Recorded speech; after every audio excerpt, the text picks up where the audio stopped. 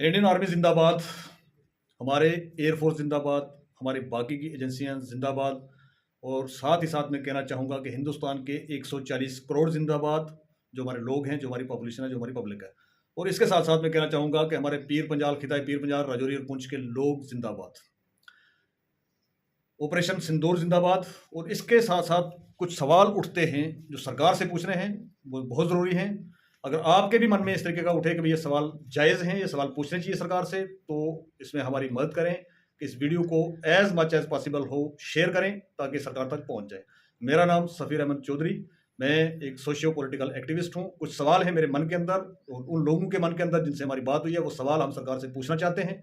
आपके विसात से जितना शेयर हो सकता है इसको शेयर करिए और सरकार तक ये सवाल हमारे पहुंचाइए। इन सवालों के जवाब आज 140 करोड़ हिंदुस्तानी जो हैं वो मांग रहे हैं। पहला सवाल, सीज फायर की गुहार पाकिस्तान ने लगाई तो क्या वो आतंकी 4 जो थे जिन्होंने हमारी बहनों को वहां पर विधवा किया, बच्चे यतीम किए, क्या वो सरकार के हवाले पाकिस्तान सरकार ने किए या नहीं किए? यह है पहला सवाल। अगर नहीं किए तो सीज फायर कैसा? क्वेश्चन नंबर 2, अगर हम बहुत अच्छे से लड़ाई में जीत रहे थे तो फिर आप पीओके को क्यों भूल गए? क्या पीओके अब हमारा अटूट अंग नहीं रहा?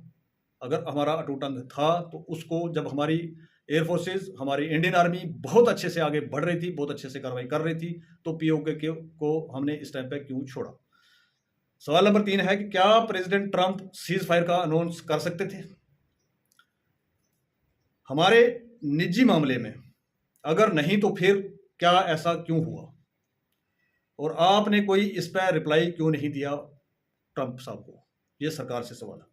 क्वेश्चन नंबर 4 है हमारा, टेलीग्राफ की एक न्यूज़ है जो वायरल हो रही है और बहुत सारे इंटरनेशनल मीडियाज के अंदर एक न्यूज़ वायरल हो रही है कि भाई हमारा राफेल या हमारे राफेल गिरे।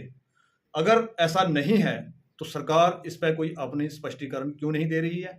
सरकार क्यों नहीं 140 करोड़ हिंदुस्तानी को बता रही है कि इस तरीके का हमारा कोई नुकसान नहीं हुआ?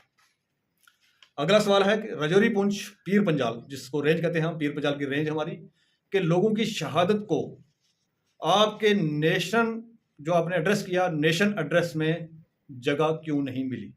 क्योंकि सबसे ज़्यादा आप लोग जानते हैं कि हमारे पीर पंजाल, खिताई पीर पंजाल के अंदर शहादतें हुई हैं, उसमें सिविलियंस भी हैं, उसमें आर्मी पर्सनल्स भी हैं, उसमें बीएसएफ के पर्सनल्स भी हैं।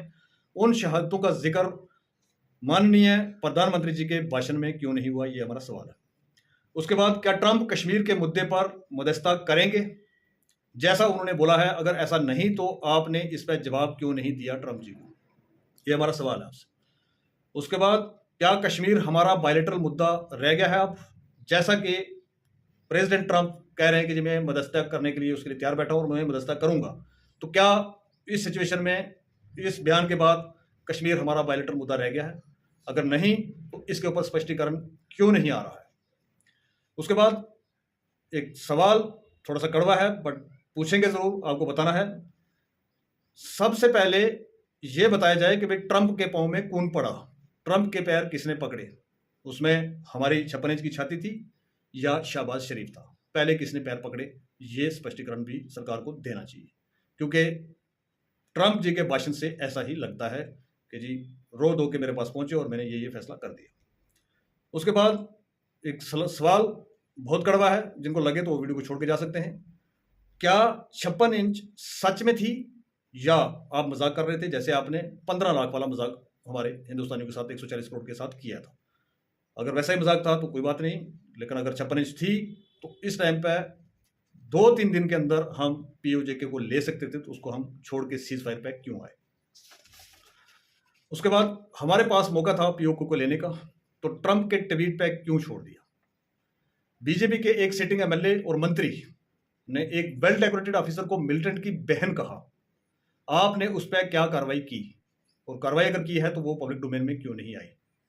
ये हम आपसे पूछना चाहते हैं। या फिर कहीं ऐसा तो नहीं सरकार और भारतीय जनता पार्टी की पार्टी ऐसे बयानों को इंडोर्स करती है? अगर इंडोर्स नहीं करती है तो उसके ऊपर कार्रवाई करके लोगों के सामने रखे कि भाई हमारे एक वेल डेकोरेटेड आर्मी के ऑफिसर, जिन पे हमें नाज है, जिन पे हमें गर्व है, जिस आर्मी पे हमें गर्व है, जिस आर्मी की वजह से हम रात को आराम से अपने घरों में सोते हैं, जो आर्मी हमारे लिए बॉर्डर पर जान देती है, हमारे लिए लड़ती है, उसके एक वेल डेकोरेटेड ऑफिसर के लिए अगर ये कह सकता है कोई आदमी कि भाई ये मिलिटेंटों की बहन है, तो उसके ऊपर अगर भारतीय जनता पार्टी कार्रवाई नहीं करती है तो हमें ये समझ में आएगा कि भाई ये जो टेक उस आदमी ने लिया है, ये टेक भारतीय जनता पार्टी का है, इस सरकार का है।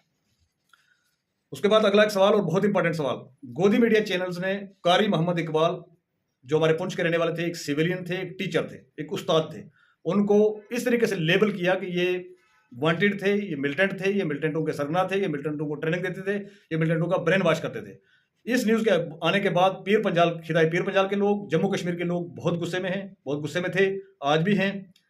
क्या इस न्यूज़ को फैलाने वाले चैनल्स के ऊपर सरकार ने कोई कार्रवाई की?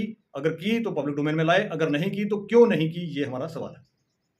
उसके बाद, क्या प्रेसिडेंट ट्रंप की ट्रेड और बिजनेस की जो धमकी, जो वो बार बार कह रहे हैं कि ट्रेड और बिजनेस की जो धमकी दी मैंने, उसके बाद सीज फायर हुआ, क्या ये सच है? अगर ये सच नहीं है तो प्रेसिडेंट ट्रंप को जवाब क्यों नहीं दिया जा रहा? और मोदी जी के भाषण के अंदर प्रेसिडेंट ट्रंप के इन जो दावे, जिनको हम पूरे हिंदुस्तानी समझते हैं कि गलत दावे हैं, तो ये झूठ है, उसके ऊपर स्पष्टीकरण हमारे प्रधानमंत्री ने क्यों नहीं दिया? अगर पाकिस्तान आतंकवादी देश है, जो हम मानते हैं, तो उसके हाथ जोड़ने पर माफी कैसी, सीज फायर कैसा, और सीज फायर का अनाउंसमेंट व्हाइट हाउस से क्यों? ये एक बड़ा सवाल है 140 करोड़ हिंदुस्तानियों का।